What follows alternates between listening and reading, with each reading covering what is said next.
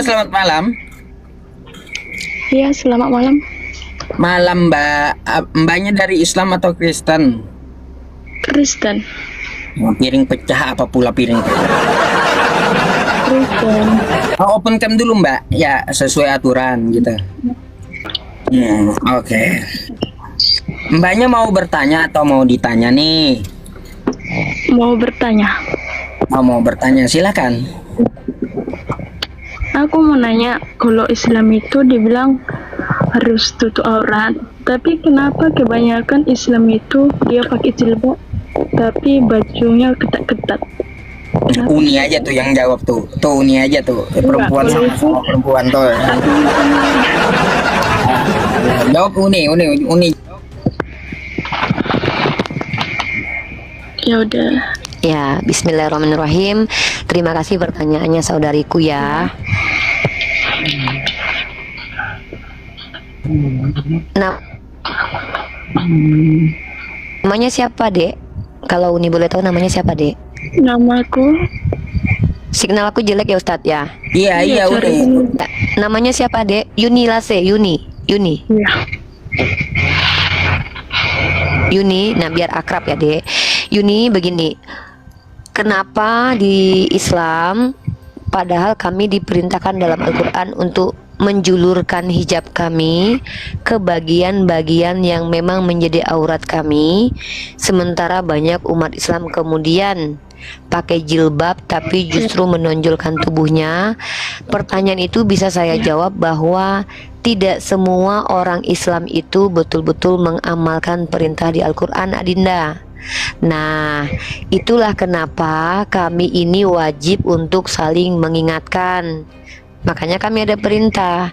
Kami ini ada perintah untuk beramal ma'ruf nahi mungkar, berlomba-lomba untuk saling mengingatkan.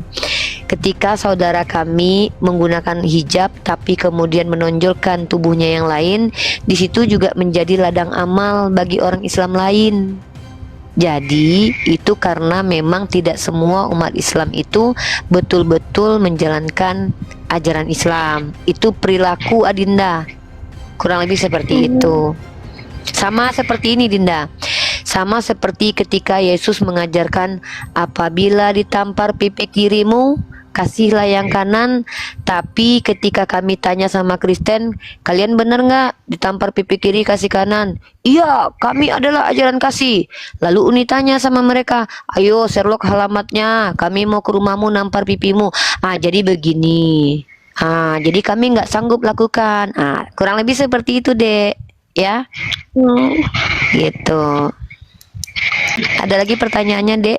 Silakan, Dek. 1001 pertanyaan buat kamu spesial malam ini. Mau nanya satu lagi, Bu.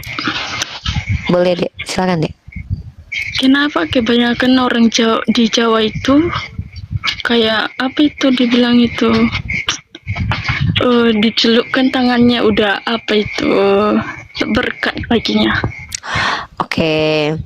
Agak Baik, pertanyaan bagus juga ini, luar biasa Dinda kita nih ya. Jadi gini, dalam Islam itu setiap amalan yang konteksnya adalah ibadah itu harus ada tuntunannya dari Nabi Muhammad, baik dalam Al-Quran maupun dalam hadis. Juga perintah ulama yang adalah merupakan ijma. Apa yang namanya ijma?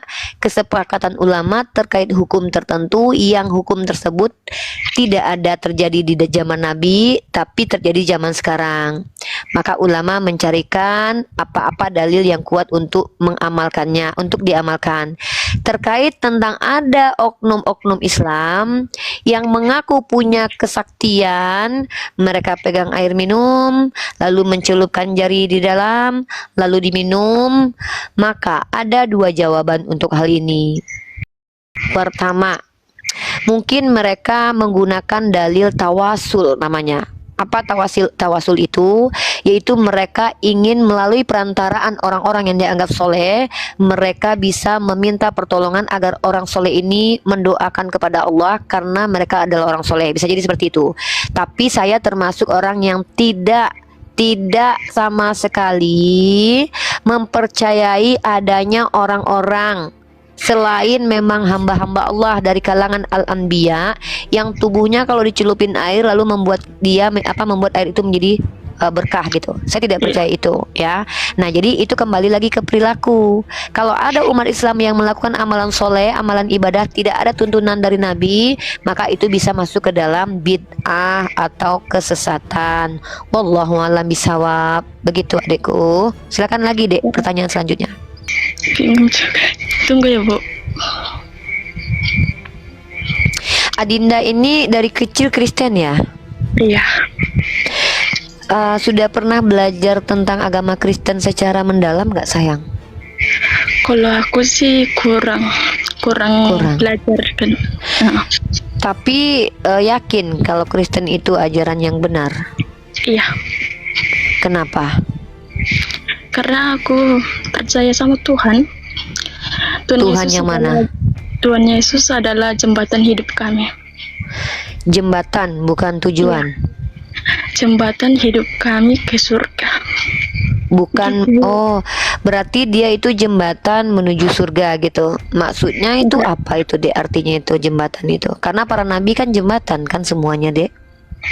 Iya, itu kan tergantung masing-masing sama agamanya, Bu. Gitu. Bukan, di Kristen. Di Kristen itu nabi-nabi di Kristen semua menyampaikan firman Tuhan. Artinya menjadi jembatan antara manusia dengan Tuhan. Nah, Yesus kalau adik percaya sebagai jembatan, tujuannya siapa, Dek? Tujuannya maksudnya kayak mana? Tujuannya kayak mana ini? Gini, kalau Yesus adalah jembatan, maka tujuannya surga aja, bukan Bapa. Bapak. Oh, adek nggak tahu kalau ada Tuhan Bapa? Tahu, Bapak kami yang di surga. Bapa yang di surga itu Yesus atau bukan? Yesus. Oh, jadi Yesus itu Bapa. Iya. Iya. Bapak kami yang di surga. Kan Bapa kami yang di surga itu Yesus atau bukan? Yesus. Jadi Yesus itu Bapa. Ibu kayak mau apa gini? Bukan, gini sayang, gini sayang. Iya. Saya tuh sangat senang sekali ada orang Kristen yang bertanya tentang Islam, karena itu adalah ladang amal bagi kami untuk berdakwah. Tapi saya sedih juga lihat teman-teman Kristen ketika bertanya tentang Islam, tapi ternyata tidak mendalami agama Kristen. Saya kan ibu gembala juga, selain calon ustazah, saya juga ibu gembala. Ya maksudnya kalau sebelum Adinda saya ajarkan Islam, saya mau menjadikan Adinda Kristen yang sejati dulu gitu. Nanti ketika telah jadi Kristen sejati, baru saya bantah gitu. Saya jadikan Islam kan gitu. Kalau nggak mau juga nggak apa-apa. Maksudnya kan orang Kristen ini banyak yang menyimpang. Saya mau lurusin dulu jadi Kristen beneran. Nanti setelah jadi Kristen beneran, baru saya bantah bahwa Kristen bukan ajaran yang benar. Kalau nggak mau juga nggak apa-apa. Mau bertanya juga nggak apa-apa. Nanya aja juga nggak apa-apa. Bertanya satu lagi, Bu. 10 kali boleh, Dek. Kenapa Islam itu menghakimi? Oke, nggak ada. Kami tidak pernah menghakimi. Bahkan di dalam Islam sendiri, Dek, dosa dan pahala itu nggak kelihatan. Jadi tidak ada umat Islam yang tahu berapa jumlah dosa, berapa berat dosa, dan berapa panjang dosa. Karena ukuran dosa itu yang tahu hanya Allah. Kami tidak boleh menghakimi dosa dan juga pahala orang lain. Tapi kami boleh mengajarkan dan menunjukkan indikator bahwa orang itu jahilkah dia, kafirkah dia, munafikkah dia, dengan menunjukkan ciri-cirinya. Kami tidak boleh menghakimi karena Rasulullah mengatakan, aku datang menjadi rahmatan lil alamin. Nah, kalau adik kenapa menghakimi? Kami nggak menghakimi, Bu. Itu barusan adik menghakimi. Dengan mengatakan kami umat Islam menghakimi, itu adik sudah menghakimi kami. Enggak, lantaran kami kan aku nengok dia apa di TikTok Sukabumi. Itu kan bukan gereja. Itu kan apa? gitu. Mm-mm. Oh, cuma buat acara apa aja untuk sekolah-sekolah minggu. Jadi kenapa kok datang orang agama ibu Adek tahu kisahnya di situ, ramai-ramai gitu? Dek? Adek tahu kejadian aslinya di situ? Kejadian aslinya kayak mana? Ya, kronologis kejadiannya tahu nggak? Kenapa di situ? Ya, aku nggak tahu sih. Kalau nggak tahu jangan dibahas ya, Dek. Nanti jadi so tahu. Kita lupakan hal yang nggak kita tahu ya, sayang. Bertanya aja sesuatu yang memang kita tahu. Kalau Uni ada di situ, Uni bisa jawab. Sayangnya kami kan nggak berada di situ tuh. Tetap, Dek, di Islam itu tidak boleh mengganggu orang lain sedang beribadah. Ini terbukti dari ajaran Nabi Muhammad yang membuat perjanjian Hudaybiyah. Sayyidina Umar Ibnu Khattab yang melindungi orang Kristen di Yerusalem, melindungi orang Yahudi di Yerusalem. Bahkan Nabi Muhammad sendiri melindungi orang-orang Kristen di gereja Santa Katrina ketika orang Kristen minta perlindungan kepada Nabi Muhammad. Artinya kami umat Islam ini, kalau kalian ingin ibadah, justru kami harus lindungi. Tapi kami nggak mungkin, Dek, mengizinkan ada orang Kristen membuat gereja di tengah-tengah orang Islam, tapi orang Kristennya nggak ada di situ. Bahaya buat peradaban, Dek. Masa ada orang di luar kota masuk ke kota lain yang mayoritas Islam? Nanti terjadi kecurian, kemalingan, siapa yang mau disalahkan? Maka negara Indonesia ini punya aturan masing-masing, daerah punya aturan. Kita serahkan saja pada pihak yang berwajib. Salah katakan salah, benar katakan benar. Tapi kami tidak seperti yang adik tuduh. Kami tidak pernah menghakimi, ya. Itu perilaku. Ya, aku nggak nuduh loh, Bu. Tapi kan kebanyakan kayak gitu aku tengok. Enggak, Dek. Sorry, maaf Uni bantah. Ngarang ceritanya itu. Kebanyakan justru Kristen merusak peradaban. Contoh sejarah yang nyata. Kristen, ya, Uni jawab dulu deh ya. Kalau Uni itu bicara pakai data, sayang ya. Uni nggak mau asumsi nih. Jangan melihat kasus kecil lalu mengeneralisir. Tapi lihat kasus besar, itu baru fakta. Contoh, hanya Kristenlah yang membuat agama menjadi jalan untuk menjajah dengan misi 3G. Kolonialisme itu Kristen. Hanya Kristen yang melakukan inkuisisi selama bergenerasi sebanyak 600 tahun. Hanya Kristenlah agama yang menghabisi nyawa perempuan dengan adanya perburuan penyihir di abad ke-11 sampai 15-an, di mana 200.000 wanita dibakar hidup-hidup karena dituduh penyihir. Hanya Kristenlah di mana saat Kristen di abad ke-8 terjadi, Eropa runtuh menjadi orang yang tidak berilmu gara-gara Kristen menjadi otoritas tertinggi. Di Irlandia ditemukan jenazah di tempat panti asuhan yang dikelola oleh Kristen, sekitar 679 jenazah anak kecil. Kristen merusak peradaban. Hanya Kristenlah agama yang bahkan membawa perang untuk menginvasi suatu daerah menggunakan lambang salib dengan adanya perang salib. Hanya Kristenlah agama yang mendorong orang untuk tidak belajar dan percaya dengan doktrin itu terjadi beratus-ratus tahun lamanya, Dek. Sampai Islam kemudian mengeluarkan Eropa dari zaman kegelapan dengan ilmu pengetahuan. Digegen pressing balik KO tuh. Kalau dikatakan agama yang merusak peradaban, ya saya bisa katakan agama Kristen. Adik tinggal di Indonesia, mayoritasnya Islam. Adik, saya tanya jujur, jangan berbohong. Pernah tidak dilarang ke gereja sama orang Islam dekat rumahnya? Tidak. Kenapa ngurusin orang lain, Dek? Kenapa nggak bersyukur dengan apa yang adik nikmati? Tinggal di lingkungan kami umat Islam, bisa beribadah dengan tenang, naik ke TikTok, buka kamera, tanya-tanya Islam, kami tidak marah, kami cintai. Nah, kenapa tidak mensyukuri yang itu? Kenapa ngurusin yang terjadi yang kita tidak tahu ada apa? Kenapa tidak memikirkan sejarah kelam panjang buruknya kelakuan orang-orang beragama Kristen sepanjang sejarah yang merusak peradaban, adikku? Mari kita ini belajar untuk berjiwa besar dan jujur, adikku. Jangan hanya karena Islamfobia, membenci Islam, lalu mengambil kasus-kasus kecil seolah itu dilakukan oleh seluruh umat Islam. 800 tahun lamanya orang Turki Ottoman sebelum terjadi tragedi Armenian hidup di bawahnya Kristen Armenian, di bawah lingkungan, di bawah kekuasaan Turki. Lama loh, Dek, ratusan tahun di bawah kekhalifahan Islam. Yerusalem damai selama 372 tahun. Kenapa itu tidak direnungkan? Kenapa justru Yesus 33 tahun hidup di Yerusalem, Yerusalem tidak damai? Justru ketika Sayyidina Umar Ibnu Khattab mengambil kunci dari Sopronius, 372 tahun Yerusalem damai di bawah pemerintahan.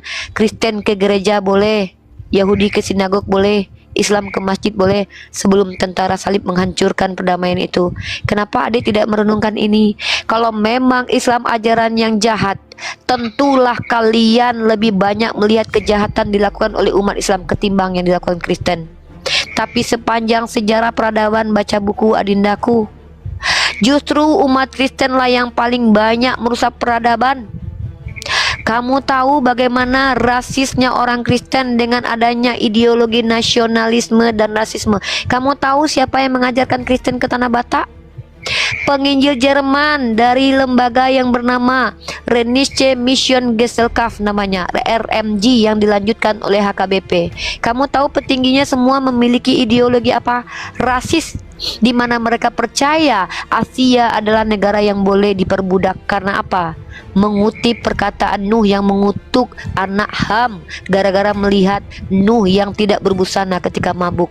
Maka orang-orang misionaris dari Jerman, kantong Kristen, datang ke Tanah Batak bersama penjajah Belanda, mengajarkan Kristen dengan mengatakan kami agama kasih. Tapi apa yang terjadi? Justru meminta pertolongan kepada Belanda untuk mengambil wilayah Selindung. Kamu tahu ideologi para penginjil Jerman itu apa? Rasis. Mengatakan orang semakin hitam kulitnya semakin banyak dosanya. Ini ideologi, Dek, yang merusak peradaban. Dari Kristen loh, Dek. Ada ulama kami yang punya ideologi rasis. Ulama kami, penginjil kalian mengatakan bahwa semakin hitam kulit orang semakin banyak dosanya. Perempuan dikatakan manusia yang sudah berdosa sejak semula. Bahkan Paulus mengatakan, aku tidak mengizinkan perempuan untuk mengajar.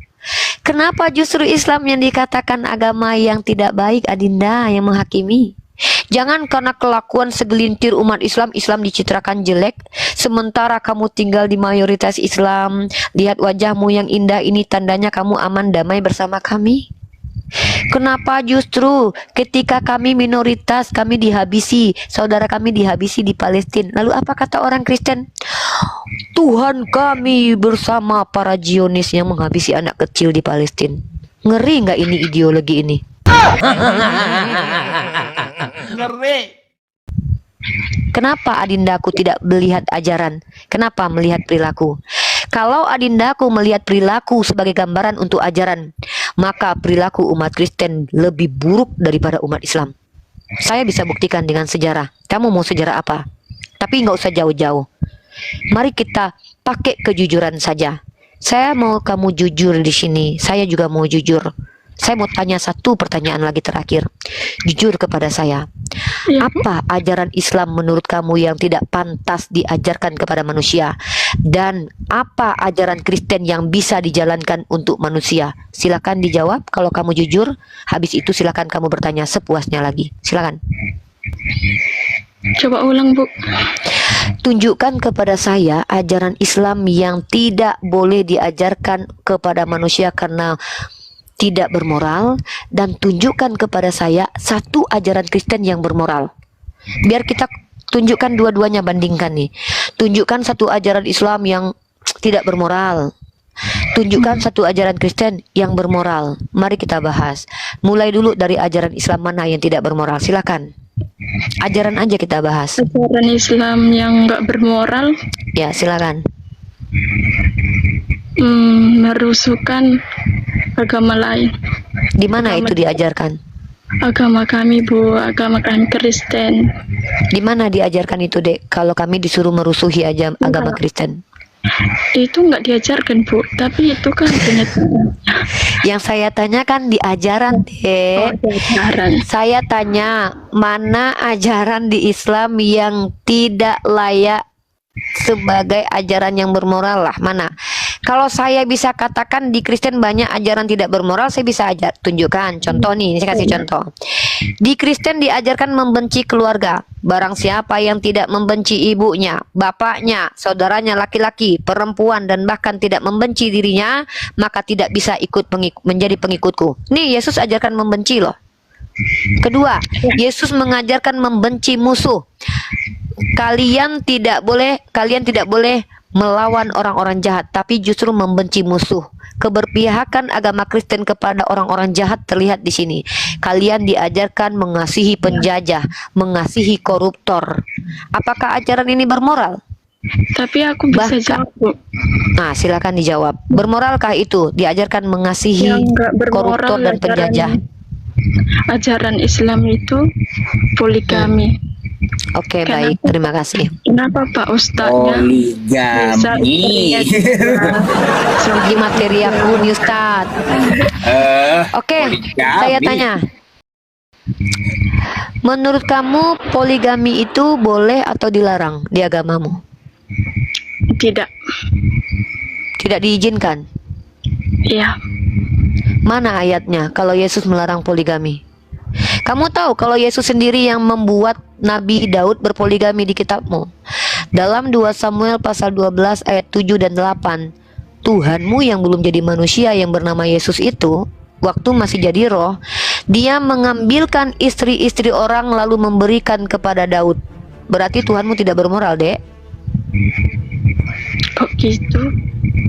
Saya kasih kamu ayatnya ya. Nih. Buka kitabmu sayangku. Karena kamu kayaknya jarang baca Bible, makanya kamu nggak tahu kalau Tuhanmu pernah mengambilkan istri-istri orang untuk diberikan kepada Nabi Daud ya. Kamu buka 2 Samuel pasal 12 nomor 7 dan 8. Ini saya kasih kamu ayatnya. Perhatikan ini ya, poligami itu justru Tuhanmu yang menyebabkan Daud poligami. Kemudian berkatalah Nathan kepada Daud. Ingat ya, konteks ayat ini Nathan datang kepada Daud membawa firman Tuhan, mengingatkan Daud karena dia pernah mengambil bini orang. Tapi apa kata Tuhan di sini? Kemudian berkatalah Nathan kepada Daud, engkaulah orang itu, beginilah firman Tuhan, Theos Israel, akulah yang mengurapi engkau menjadi raja atas Israel, dan akulah yang melepaskan engkau dari tangan Saul.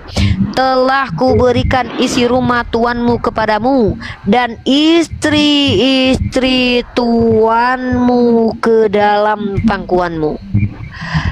Telah kuberikan isi rumah tuanmu dan istri-istri tuanmu ke dalam pangkuanmu. Iya, iya ya.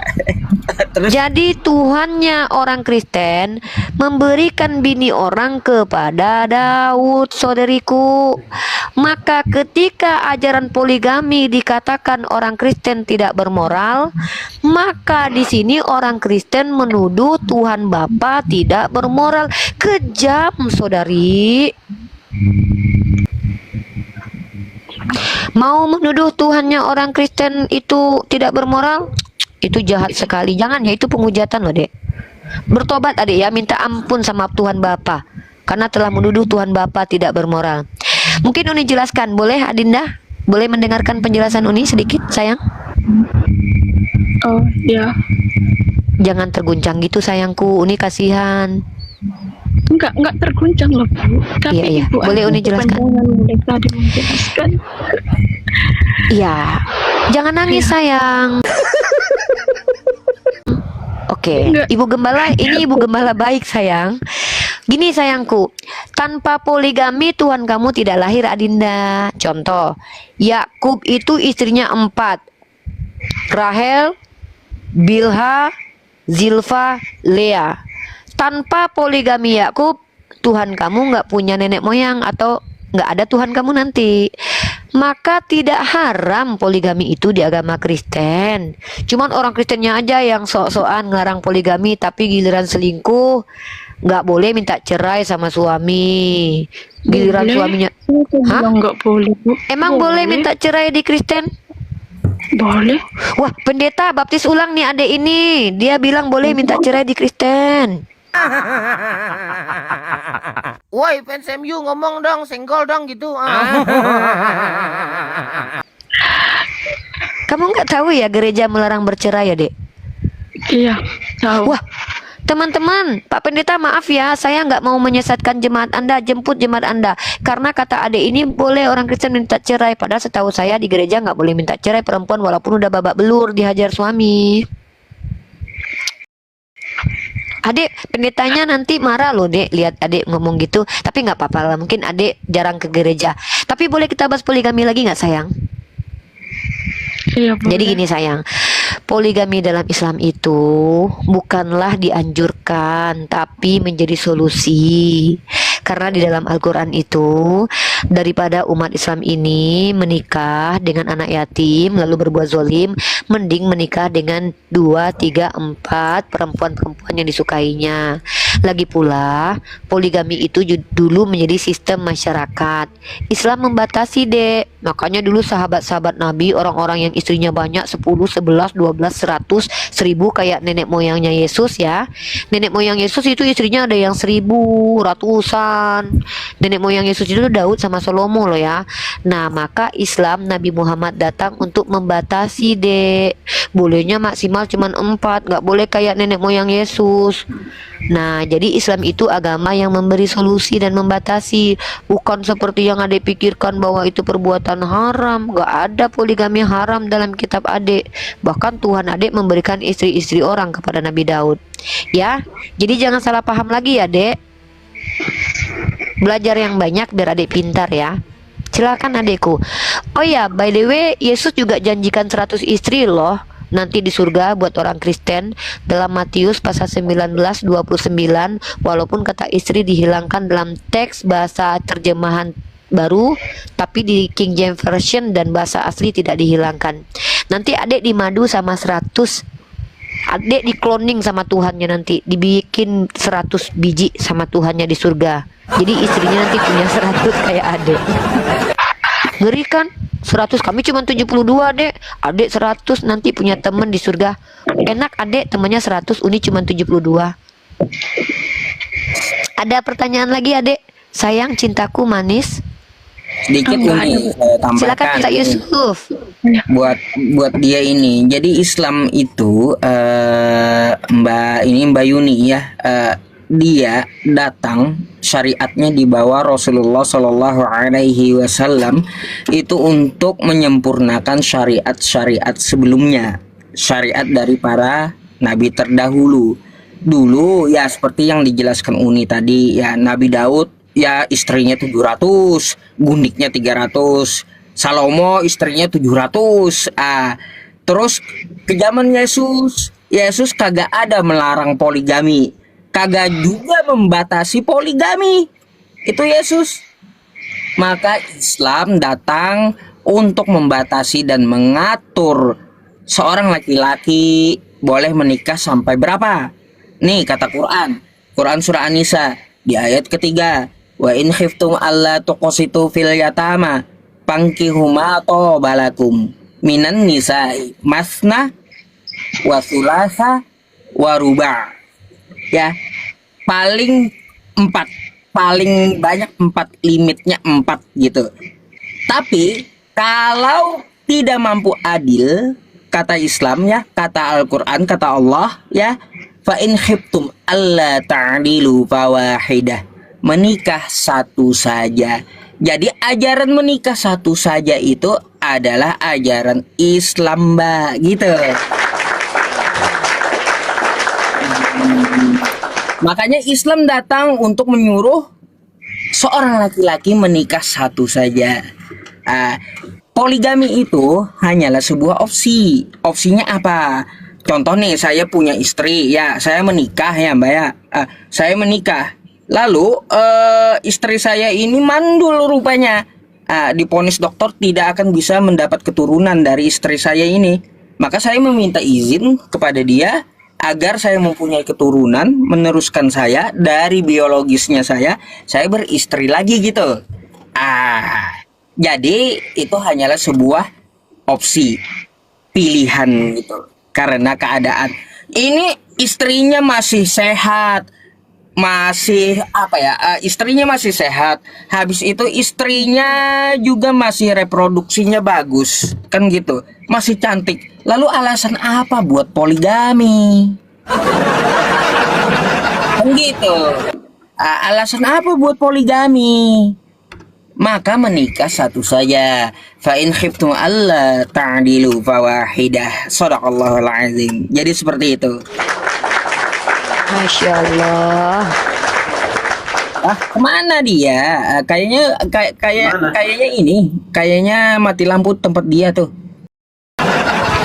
Nah, Kak Yestin, silakan buka cam, Kak. YouTube ini sampai subuh juga minta mereka. Halo, selamat malam. Halo, selamat malam. Mbaknya dari Kristen. Ya, Mbak Kristen atau Islam? Kristen Katolik. Oh, Katolik. Open cam dulu, Mbak. Kenapa ya noise di tempat Anda kayak Tapi suara karaoke nyanyi. gitu?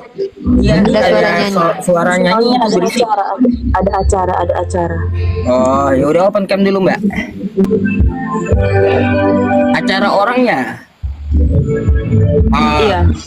Baik, apa yang mau Anda tanyakan? Anda mau bertanya atau mau ditanya nih? Mau tanya, Nanya apa, Mbak? tanya sama Ustadz. Ya, sama saya. Iya, soalnya kan saya dari tadi kan ikutin terus kan live-nya. Hmm. Terus saya sempat, kan tadi kan Ustadz sempat bilang kalau di Islam itu diajarkan apa namanya, nikah cukup satu kali kan. Iya, dalilnya ada.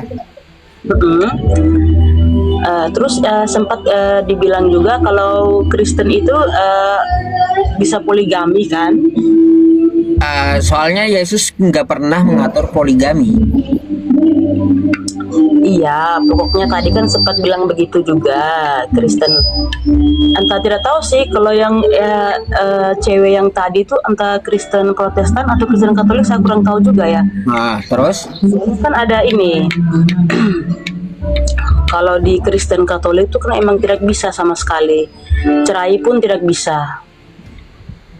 Gitu. Maksudnya kan kalau di agama Islam itu, kalau seperti yang Ustadz bilang ada dalilnya nikahnya cuma sekali, itu kenapa, maksudnya kan banyak sekarang tuh yang agama Islam itu kan nikahnya kan bukan cuma sekali. Nah, mana? Coba tunjukkan sama saya berapa persen laki-laki di muka bumi ini yang beragama Islam yang poligami? 0,0000000 berapa? Begitu. Banyak. Nah, jadi itu bukan Bukan bentar, kewajiban, Kakak. Iya. Izin, Kak. Kakak ketika mengatakan banyak, kakak sudah melakukan analisa atau uji atau punya data nggak, Kak? Ustadz yang itu yang artis, Ustadz yang Kakak, dengar, Kak. Izin, Kak, sekali lagi saya bertanya. Ketika kakak berkata banyak, kakak bisa menunjukkan data penelitiannya nggak? masa sih ini loh dunianya sudah lepas ke Kak, dunia. izin, Kak. Kami ini bukan agama kata orang ya, Kak. Kami adalah orang Islam. Orang banyak Bentar, Ustadz Kak, ini izin. bukan cuma satu, Iya, cuma satu, bentar. dua. Kakak dengar saya baik-baik, Kak. Banyak, sedikit, itu sama-sama lebih dari satu ya, Kak. Iya. Kakak kalau mengatakan banyak, maka tolong tunjukkan data penelitiannya secara ilmiah. Kalau tidak, itu namanya tuduhan, Kak. Buat apa kami menanggapi tuduhan?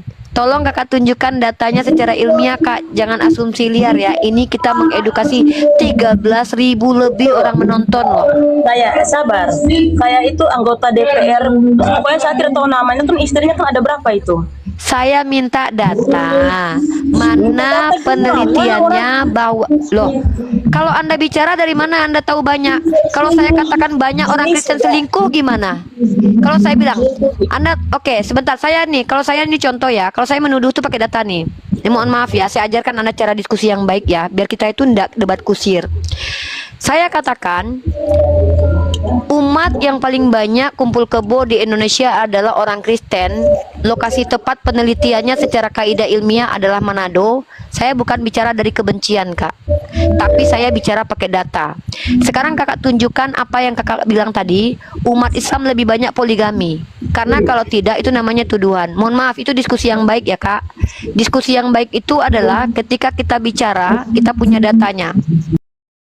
Nah, kalau kita bicara tentang bagaimana saya mengatakan orang Kristen di Indonesia lebih banyak yang kumpul kebo dibandingkan umat Islam, itu berdasarkan penelitian.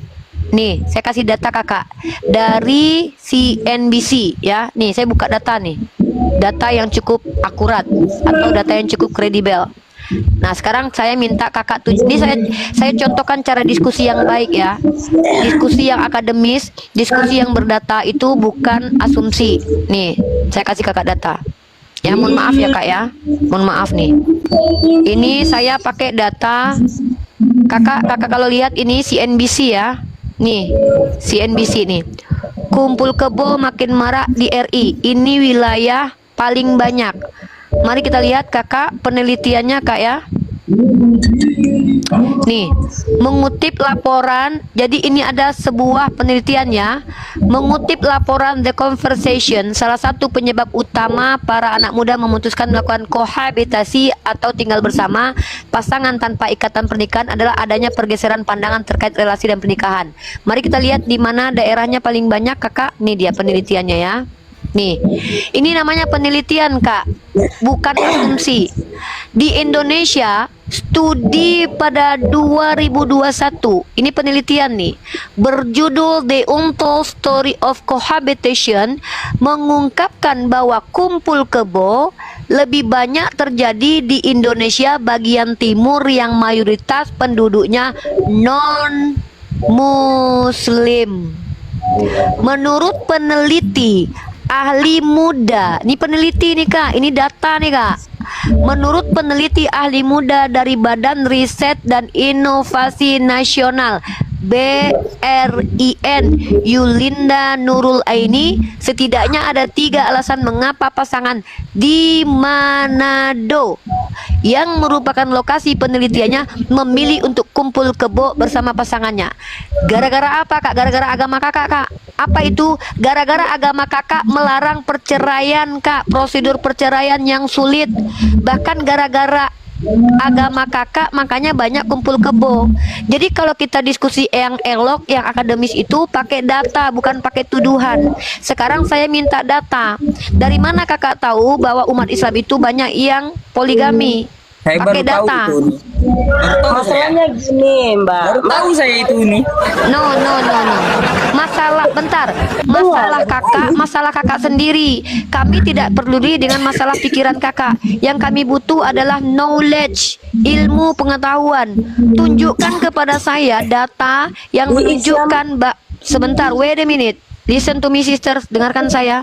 Diskusi yang baik itu adalah ketika kau bicara bukan karena kebencian dan katanya-katanya, tapi Bukan ketika masalah kau kebencian. belajar. Bukan Sebentar, masalah sebentar. katanya, tapi ini Makanya. sudah banyak yang kawin cerai. Datanya mana?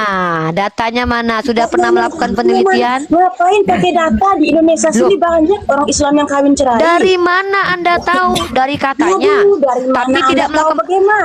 Kalau saya bisa membuktikan bahwa Kristen menurut data Kristen yang lebih banyak bercerai salah satu bagaimana? contohnya ini Ahmad Dhani, nikahnya 2 kali kan?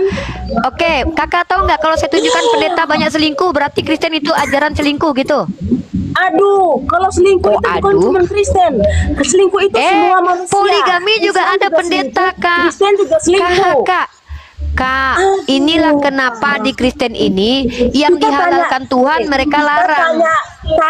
kita tanya yang ini jawabnya kemana-mana, ini kemana-mana, Loh, ini selingkuh kemana-mana. Saya ngajarin Anda diskusi yang baik. Jangan kok anak Tuhan kayak gini jadinya. Giliran mereka menuduh kita harus terima. Giliran kita pakai data mereka bilang kita kemana-mana. Saya ngajarin Anda diskusi yang baik.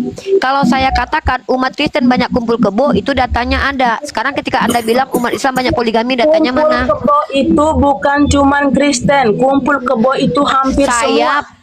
Islam juga kumpul kebo, Kristen juga kumpul kebo. Yang saya tanya itu menikah, Ibu. Pahami yang saya Iya, tanya? Anda tahu tidak? Anda tahu tidak? Di Kristen tidak boleh poligami, tapi selingkuh banyak. Jadi itu kan jangan belum Anda nikah.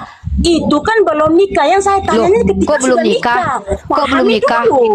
Data, sister, dengar ya. Ajaran Anda kan Katolik nih.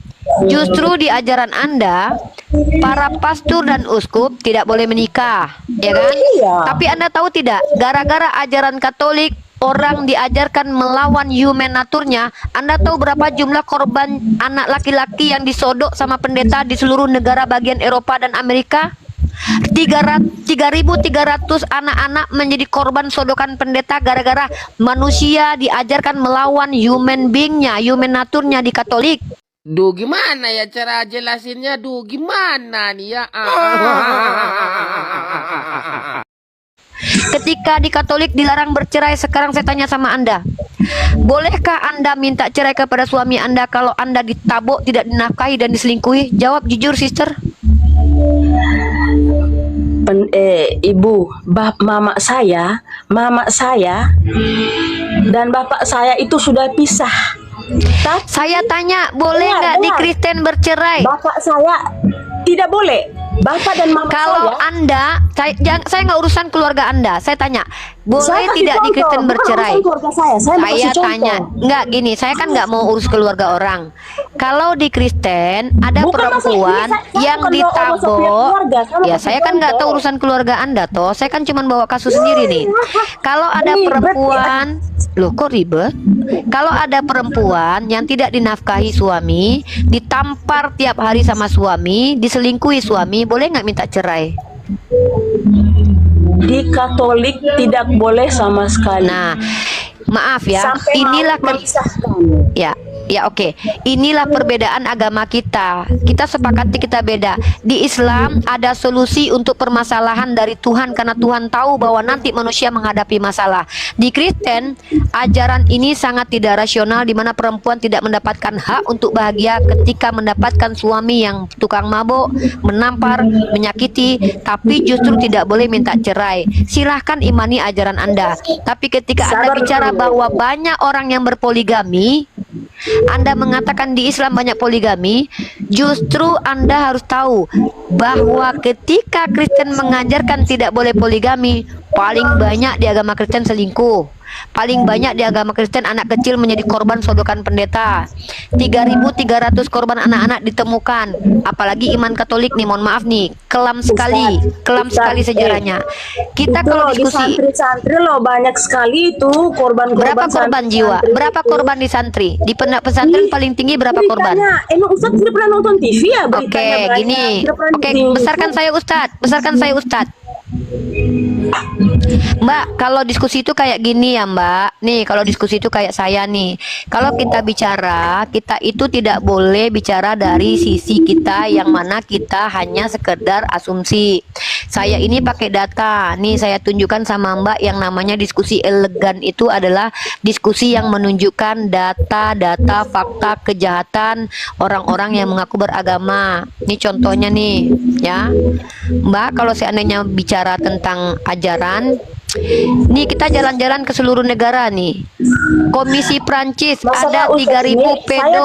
saya tanya aja cuman yang sederhana, tapi penjelasannya tuh kayak kemana-mana, Mbak terguncang dengan data saya karena saya menunjukkan cara diskusi yang elegan bahwa kalau kita menuduh tuh pakai Saya data. tuh- Contoh nih, Mbak jangan kayak gitu. Mbak nggak adil. Mbak nuduh kami tanpa bukti, tanpa data. Kami nunjukkan data sebagai bentuk perbandingan. Begini cara diskusi yang baik. Bagaimana? Loh, saya nunjukin gara-gara Katolik melarang laki-laki menikah, maka para pasturnya menjadikan anak kecil sebagai korban sodokan. Nih, Prancis contoh, 3.000 pedo di gereja Prancis. Lalu kita pindah lagi kemana? Kita pindah ke seluruh negara nih. Geger, Itu tidak 200.000 pertanyaan saya. anak dirocokkan Tidak menjawab pastur. Pertanyaan saya tidak menjawab pertanyaan saya, Ustadz. Ya Anda salah, karena pertanyaan Anda yang bawa sendiri, ngarang sendiri, bertanya dari kesalahan Anda. Saya tanya itu, maksudnya tuh kenapa tuh Islam itu tuh kan mengizinkan nikah tuh bukan cuma sekali, karena Ustadz Yusuf Kan udah tadi dijelasin kenapa. Ustadz Yusuf Terus tadi masalahnya bilang, apa? agama Islam itu nikah cuma sekali, tapi di lapangan Nggak ada gitu. yang Ustadz Yusuf bilang boleh nikah lebih dari satu kalau sanggup. Anjurannya nikah satu, tapi kalau sanggup boleh dua kan gitu. Sekarang masalahnya apa? Anda bilang bahwanya Ustadz poligami lah. Data mana? Kalau saya sedang mengajarkan cara diskusi yang baik kepada saudari saya Kak Yesin ini. Contoh nih. Di Katolik itu memang ajarannya terdengar indah, sister. Tapi mohon maaf, justru gara-gara ajaran Katolik mengatakan bahwa laki-laki tidak boleh menikah, korban laki-lakinya banyak nih, anak-anak nih disodok pastur nih. Contoh di mana nih, Spanyol, 200.000. Ini gara-gara ajaran Katolik nih, tidak boleh menikah para pasturnya. Maka Islam itu adalah ajaran dari Tuhan yang Maha Tahu tentang kondisi psikologis manusia, sister. Allah tahu kalau nanti suatu saat ada laki-laki yang membutuhkan solusi poligami, makanya dibolehkan. Sekarang saya tanya sama kakak, jujur, dan kita jujur nih ya kak ya, tunjukkan dalil larangan di poligami dalam Bible kak. Silakan kak. larangan poligami, kami saja menerapkan tidak boleh poligami. Terus Yang larang siapa? Ya yang larang kakak di poligami, itu siapa? di agamanya kami itu memang dilarangkan tidak boleh poligami. Ya agama Dan kakak itu kan datang dari Yesus kan? Yesus yang ngajarin Kristen kan menurut kakak? ya Yesus iya, atau kan siapa yang percaya ngajarin? sama ini Ya udah, agama mana saya larangan poligami percaya dari sama. Yesus? Kalau tanya larangan poligami dari Yesus, Ya, apalagi gitu. Setelah panjang lebar berdiskusi dengan Uni, adalah sudahlah kata Mbak ya. Iya. Puyeng ya Mbak ya, kalau diskusi puyeng ya. banyak jawabannya Hah? lari kemana-mana. Oh iya. Nanti naik lagi ya Mbak ya, kalau Ya, maaf ya, Kak. sama saya gitu ya. Naik. Ya saya silahkan minta naik. maaf ya, karena saya cuma mau mengajarkan kita ini diskusi itu supaya lebih berdata agar tidak debat kusir. Saya ingin kita yang menonton diskusi ini bisa mencerminkan diskusi yang elegan ya. Maksud elegan itu adalah kita tidak menuduh sembarangan agama lain. Kita harus menunjukkan data.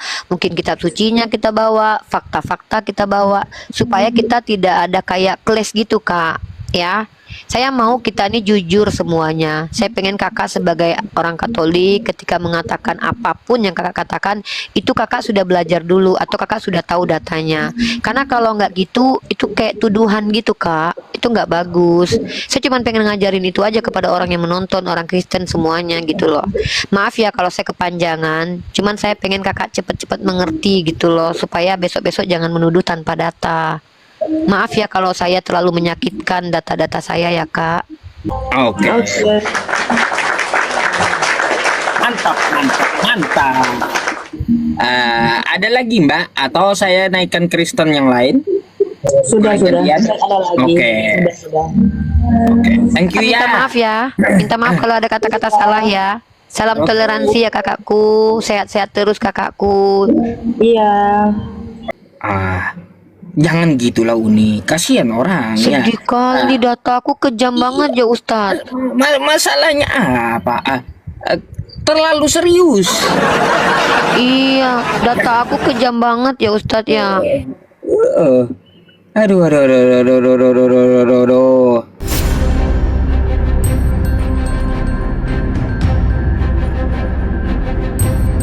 The religion of Jesus was Islam. Because with Allah, there is only one religion.